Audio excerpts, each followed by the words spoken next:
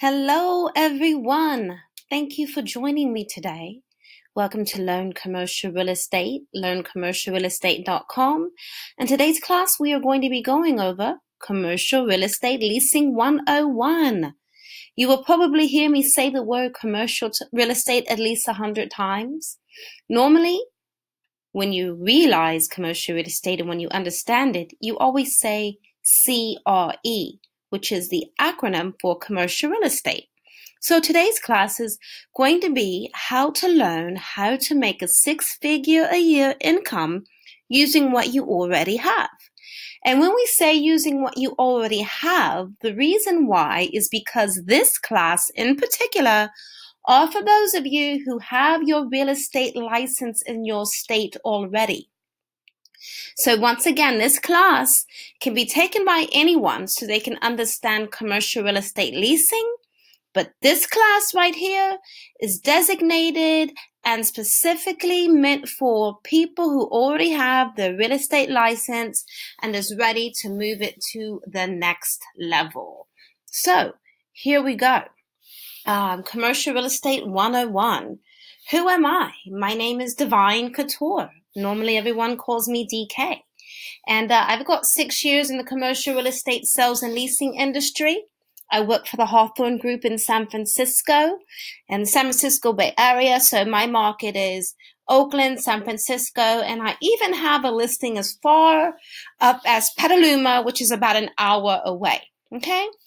So one of the great things about working in this market is it is one of the toughest markets in the world to work for and to work with because of all the competition. And many of you may know already, but the San Francisco Bay Area are one of the most expensive places to live in the world, also one of the most expensive places to do business. So that's a little bit about my experience, and I am the only woman at my firm.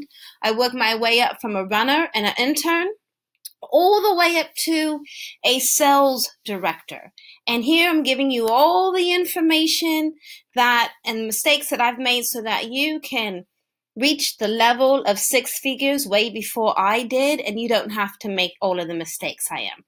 There I am again, and as you can see in the background here, those marketing materials I actually made myself because I really wanted to take control of the way that my career would be focused on and the way that my firm was marketing me. So yes, I have opened up over 20 businesses with tenants covering retail, office, and industrial.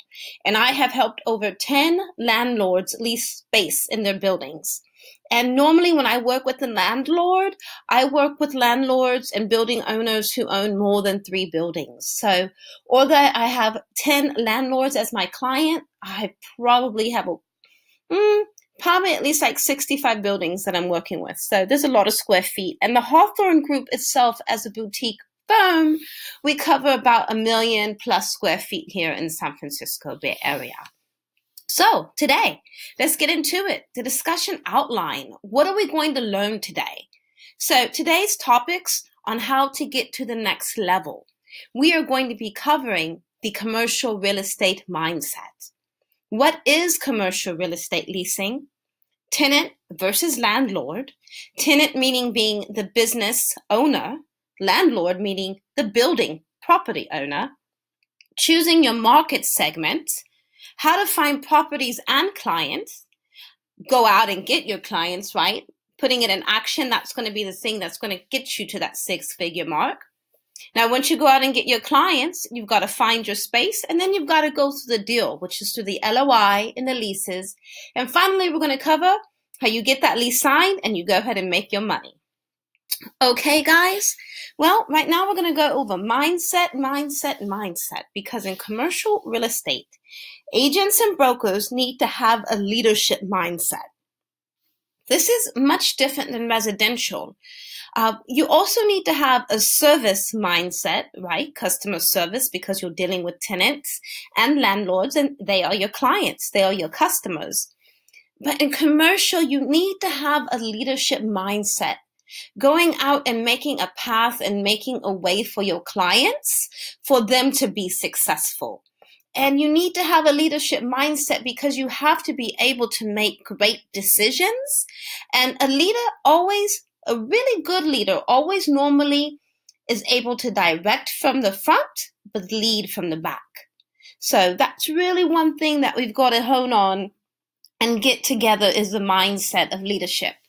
You've got to have excellent listening skills to understand exactly what your client wants, what they're telling you they want, and what they are not telling you what they want, what they don't know what they want yet, or they don't know what they need yet. And that's important for agents and brokers to have an extensive market knowledge and understanding what it takes to do leasing. Now, it's not difficult. You just have to listen, okay? You've got to have the ability to research your market.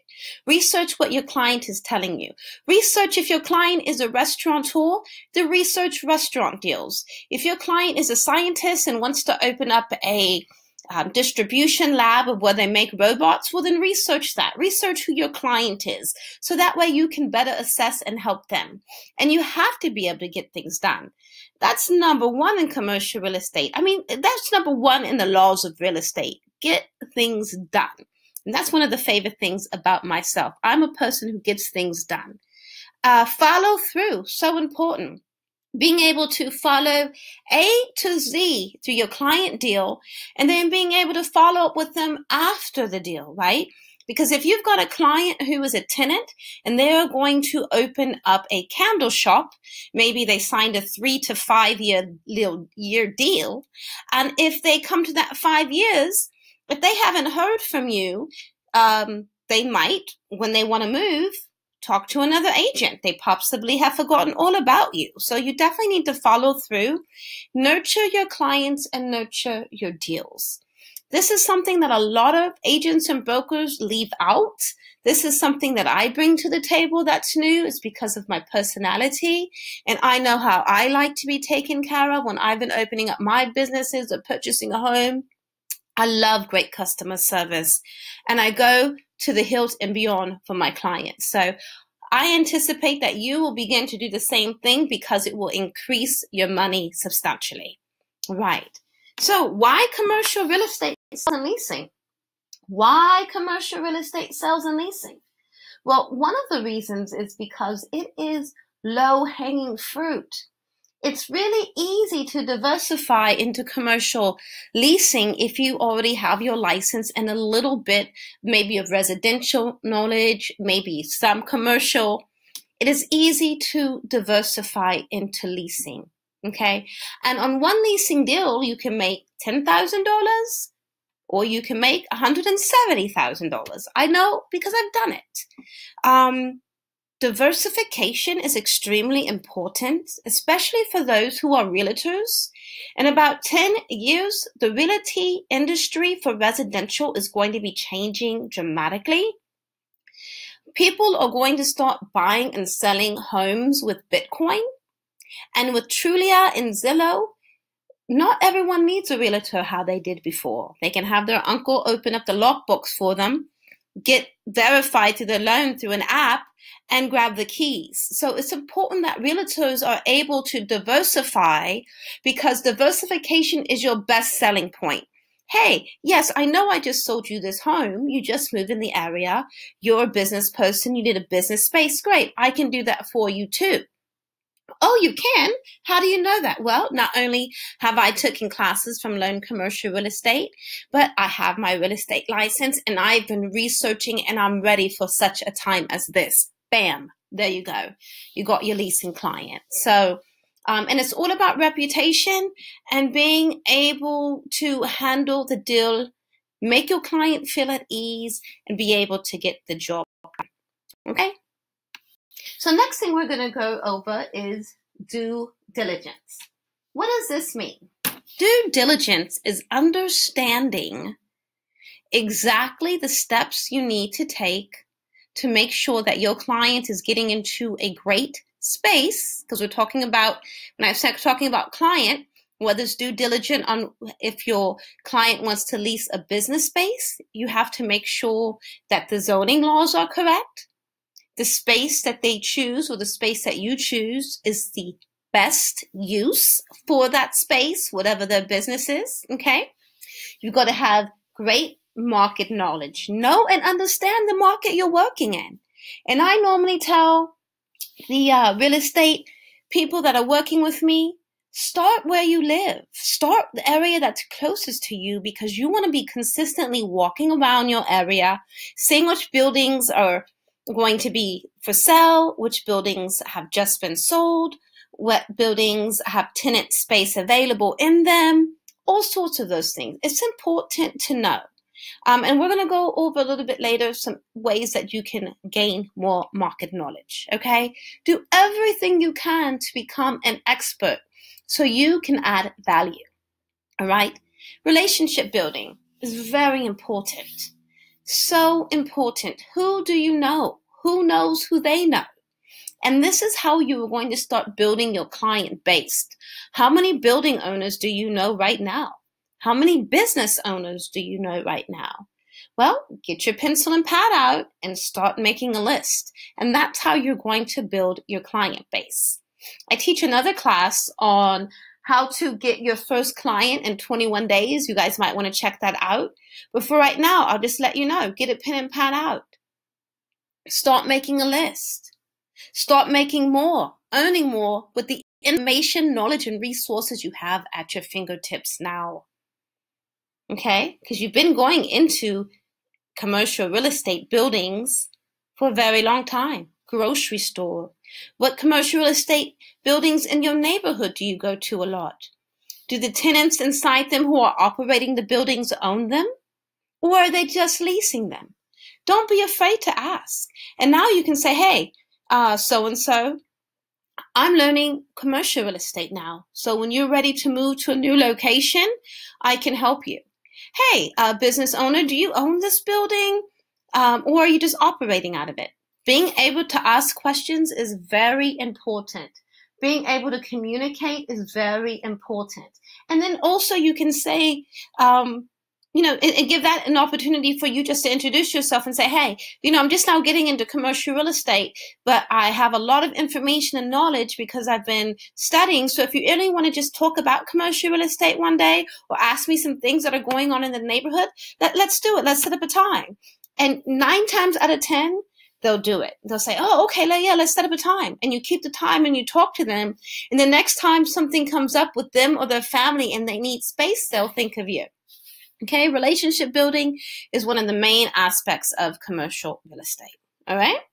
So what is commercial real estate leasing? Okay. And how can you make money from it?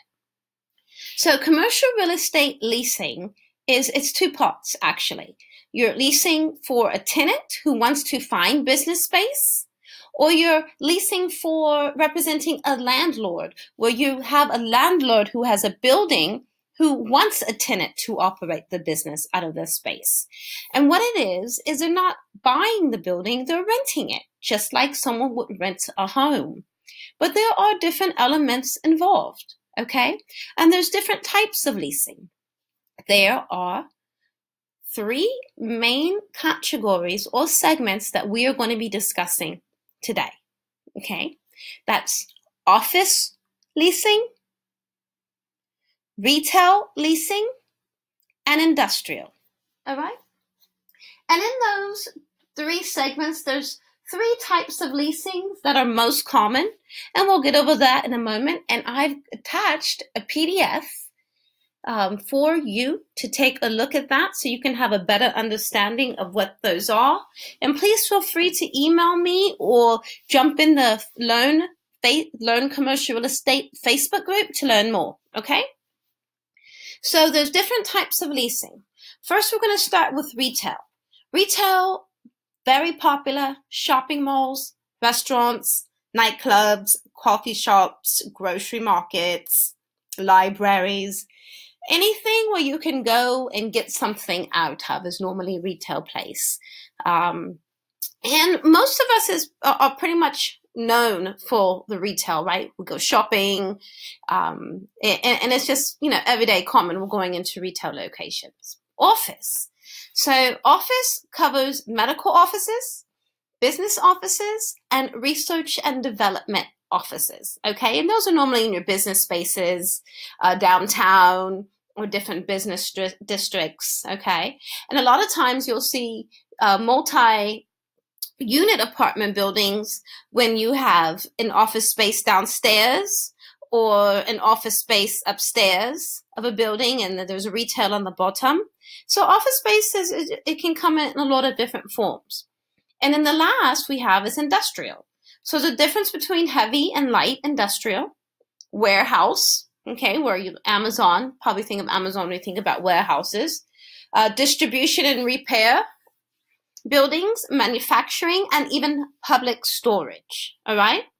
So the different types of leases that I wanted to talk to you about that coincide with either an industrial, retail, or office lease, which you have the PDF copy to if you want to pull that out right now, is a gross lease, a modified gross lease, a percentage lease, or a triple net.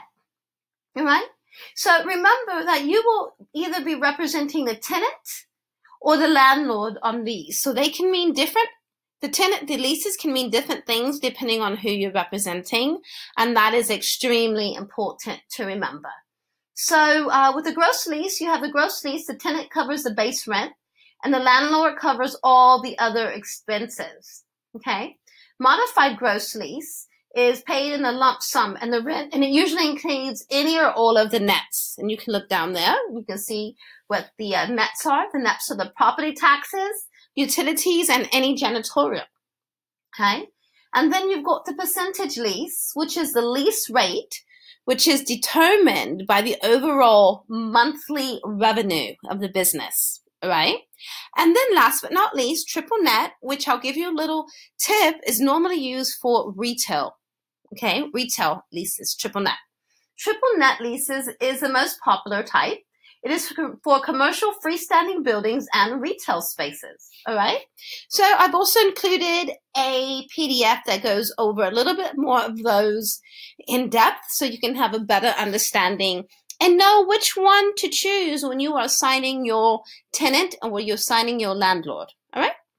So once again, we're going to just go over landlord versus tenant. And I know we might be moving a little bit fast, but remember, you can always slow it down and replay anything that you feel you need a better understanding of. So the landlord are those who own the properties that people live and work out of. And the tenant is the business owners. And tenants also includes nonprofits like Goodwill, Salvation Army. There's so many nonprofits now, and those are all considered tenants, all right? Just so you know. And I'm going to take one pause here just to have a drink of water and take a breath.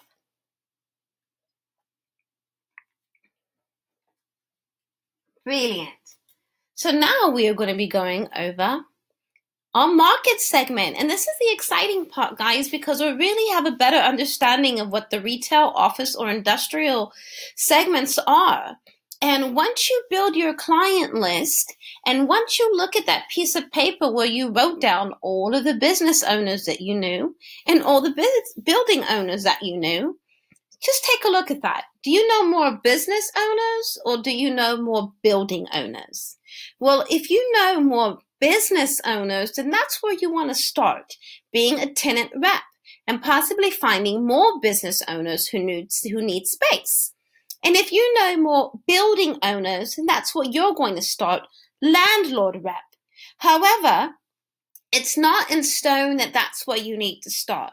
Start where you're more passionate, okay? Start where you think you're going to get the most traction.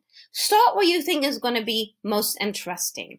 Do you enjoy working with new businesses or businesses that are moving locations and helping them realize their dreams, their business possibilities?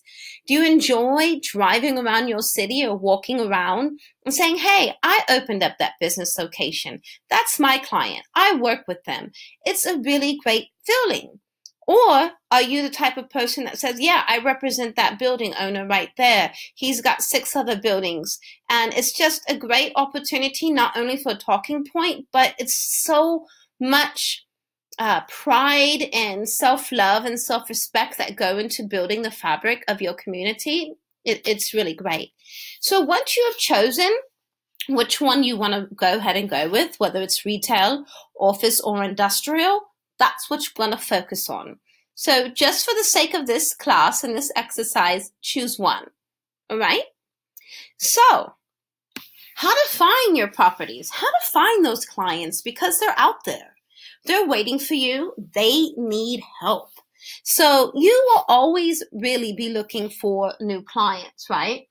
Anytime that you are doing networking events or going to grocery stores or going into a new business to buy something for yourself, never miss an opportunity to speak to those people and introduce yourself, right? Because they can be a client as well. And those businesses that you have been going into all this time, once again, go back into them. Reintroduce yourself. Let them know you are working in commercial real estate. And if they have any questions, that there are certain areas that you will be able to assist them with. It'll work. I'm telling you. All right. So here are some of the ways where you can find clients right now for free. Yellow Pages. Yellow Pages is a fantastic resource. Has a location, has a phone number there. And if you're looking for clients or business owners, that's the way to do it. Okay, go to the planning commission meetings in your city. Every city, town, or township has one place where business owners are going, where they're deciding what permits they are going to allow people to have. Go there. Co-working incubator places. Why? Because those are business owners who eventually will probably like to have their own business space or at least own a building for the space to operate out of. Walk into commercial buildings and introduce yourself. Hey, I'm Divine. I'm going around to the neighborhood introducing myself to business owners and property owners. Which one are you? And the conversation starts from there. And then think about it. Where are the entrepreneurs located? Okay, meetup.com, all these little great websites. Eventbrite has all these great networking groups. Go to where the entrepreneurs are located. Be available to answer their questions about leasing. So then that way, when it comes time for them to open up their space, they'll think about you. Flyers at Home Depot for developers. That is a great idea. Flyers at Pete's Coffee. Any kind of local coffee shop where you can hang up your flyer or business card, make sure you do that. And of course, social media is a big deal. Always marketing and branding yourself. Now, once you are involved in commercial real estate, here are some tools that's going to help you find your properties. All right. So CoStar and Reonomy are two paid platforms that commercial real estate agents use. So if you are very, very serious about getting into commercial real estate, eventually you will have to get a subscription to CoStar or Reonomy. Okay.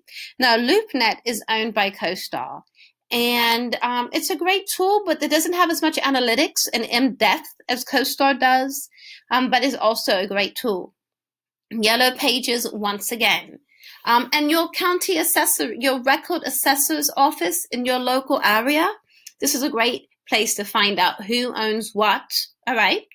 County records, same thing. Local MLS, like in San Francisco, we have something called the Raponi MLS. So look to see in your area if they have a local MLS that's free. 8 times out of 10, there is going to be something. And if you have a lot of business districts or food districts or garden districts in your area, go to that website, and normally they will have some available spaces for lease. And then you'll get to know who are the business directors in that area and introduce yourself to them. Because you want to be involved with anybody who's doing commercial real estate, you need to put yourself in front of them. Even if it's not leasing, because you never know when they have a cousin or someone who wants to open up a business, they can think about you. A back of newspapers, that's very interesting because that's where you can find title changes, who sold what, anything that's going to the banks. That is a great resource right there. And then title companies.